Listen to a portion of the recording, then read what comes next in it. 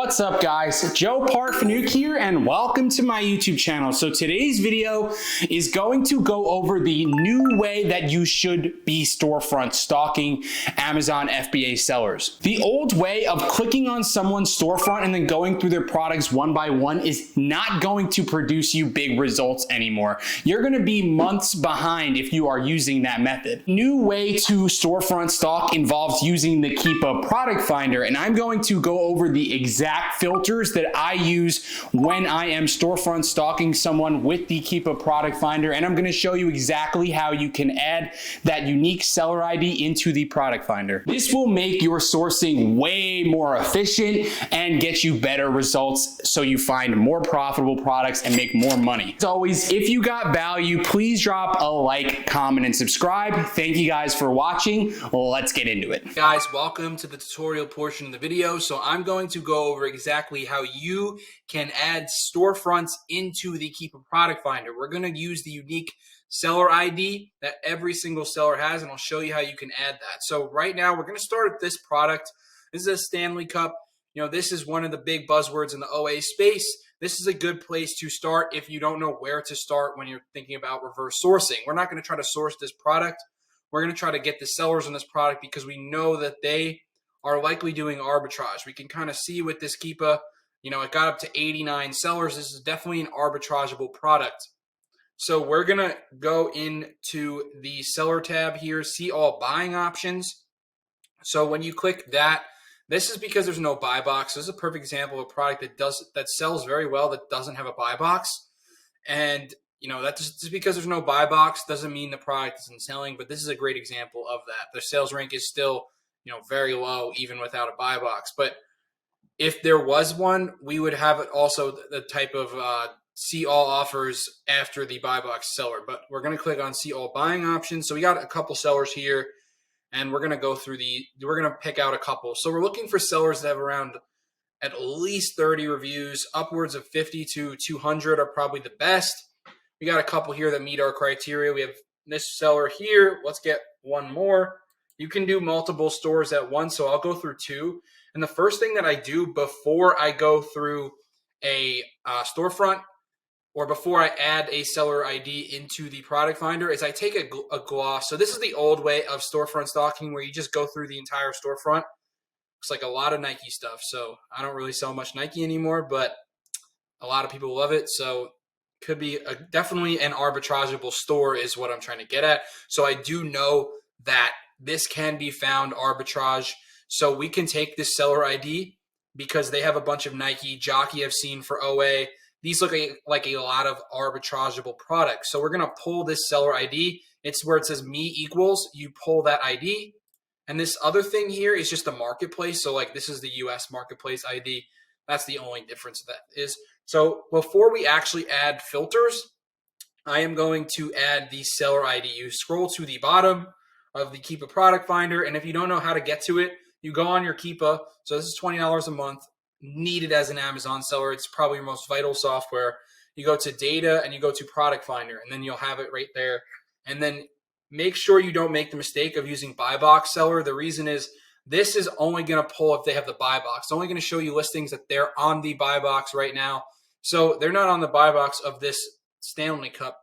So it wouldn't even show that. You know, there is no buy box. But some listings, they just might not have the buy box at the time. So this includes all listings with the seller ID. So it includes all their listings. Essentially, it's pulling this entire, instead of going through 16 pages, now all the 16 pages are condensed here on our filters. We have no filters yet, but once we set it, it's going to narrow it down a little bit. And we're going to pull this one. Oh, we already, did I think this is Sun Distribute. Yeah, this, okay.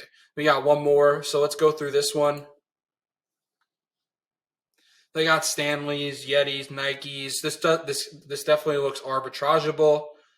See a bunch of products that I think we could probably find for OA prices. Well, I mean, on OA stores. So this looks like a very good OA storefront. I'm going to pull the ID right here.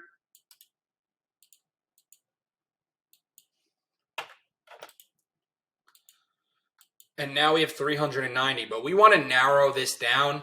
So I have a bunch of live sourcing tutorials, by the way, on my channel. If you want to check out me doing this actually and trying to put the pieces together to find the products. But for this video, I'm going to show you exactly how you can set up the filters. And the first thing we want to do is add the sales rank here. So we want to put, let's say we want to go stay under 120,000 in sales rank. Doesn't really matter. You don't have to. Like, I think this seller has some stuff that is a higher sales rank. It could be worth taking a look. Like this one's 500K in sales rank. It's just going to move very slow. Some of these stuff are very high. Looks like this one was more of a seasonal item. This looks like something to look out for during the summer. But yeah, so we're going to stay 120. This narrows it down. Unless you're an experienced seller, you probably want to stay under 120 because then you're not gambling on a product to see if it's moving. You know that it's moving because under 120 is going to be around like 80 sales per month on most categories with an exception of a few smaller ones. But yeah, so this is the 180-day average. This is a 6-month average. I want to see a consistent average across 6 months. And then the next thing I'm going to do, which probably something you've never heard of, is do the buy box drop percentage. I'm going to input it first and I'm going to explain what it means. So this is the buy box price 90-day drop percentage. So the buy box is not dropping by more than 15% in the last 90 days, and it's not increasing by more than 25%. So that is basically getting you more stable Keepas, and it narrows down a lot. We went from 300 plus to 165 products. So now you're getting more stable Keepas. And the reason why this is great is because it's going to limit a lot of tanking. When you go through like products that are already tanking that you want to just avoid or starting to tank, because you will weave out all the products. Like this one is tanking clearly. So you're probably not going to see this product pop up because the buy box price has significantly dropped in the last 6 months or 90 days or so. So we have that. Now we have 165. For a beginner, I would recommend putting Amazon out of stock. You can compete with Amazon on the listing. It definitely has been cases where I have won the buy box with Amazon on the listing. But if you're a beginner, I would recommend just not worrying about that yet. As you start to get more experience in sourcing and look at buy box statistics and stuff like that, then you'll be able to make a good decision. But for now, as a beginner, I would recommend putting out of stock. And the last thing we're going to do is the offer count. The one thing I want to mention is you can do root categories. So you can, let's say you only want to see clothing and shoes. Let's say you're looking for a Nike sale. This seller's got products. You can also hit the brand here. So there's a bunch of different things. I have other videos on about how to do the brand search and stuff like that. But that you can really narrow things down like that. So that's why I really love this. It makes sourcing way more efficient if you know what you're looking for. We're not going to play around with the root categories, but if you wanted to, if you only wanted to look at beauty, it looks like these two sellers don't really have much beauty. You only want to look at health and household. Looks like they're mostly clothing, shoes, and jewelry, these two sellers. Not really my cup of tea, but still could be good for you guys out there. So one thing we're going to do is try to weave out some wholesale. So let's say we put 7 sellers and then max offer count of 60. So this is the new offer count. This is showing listings that have an average of 7 sellers to 60 in the last 180 days. So we're weaving out a lot of wholesale here by putting in that number, that like lower end number. And then we're weaving out a lot of like skyrocketing Keepas by only doing 60. You can play around with that. I've seen listings that have 70 to 80 or something like that, and they're still selling pretty well. But now we got it down to 100. So we did a third. So imagine going through these 2 storefronts when there's 300 products, but you're setting a simple Keepa product finder search. Now you're narrowed down to 100, which is amazing. And you can narrow down obviously even more. Now, like I said, if you only wanted to see clothing, you can narrow it down. Now it's at 61. So hit find products. And then your objective is to try to find this profitably on Amazon, obviously. Or not on Amazon, sorry, on Google. So from there, you simply just make the search. And I have tons of other videos on like how to create margin and stuff like that and how to find these things profitably. But you just hit the Google search and now you're going there. So it's very simple transition. You can weave out and go back in. So that product's on sale for like 30 right now. If you can get some kind of coupon code, this could be profitable. That's just a little example.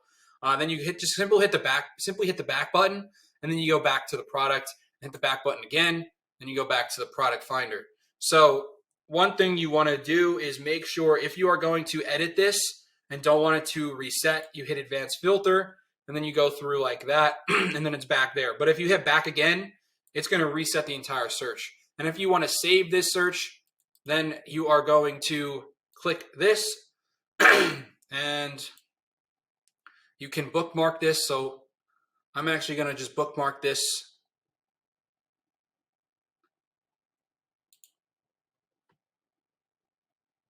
Oh, I'll do that later, but you can bookmark the search or you can save this in a Excel file and stuff like that. So it's really useful for that type of thing. So this is a really great example of a search to run. And then you just go through all of these one by one and try to find them profitably. So I hope this helped, and I hope this makes sourcing a little bit easier for you, because I think the old way of just going through one by one is very time consuming. This will speed up the process and also get rid of things that are just not really performing well. Like these are good Keepas here. We can see they're relatively stable. This one's very stable. This one's very stable. All mostly stable products here. So this will be good to help you source and find stable Keepa graphs that aren't really tanking. So I hope you got value. And as always, if you did, please drop a like, comment, and subscribe. Thank you guys for watching. I'll see you on the next one.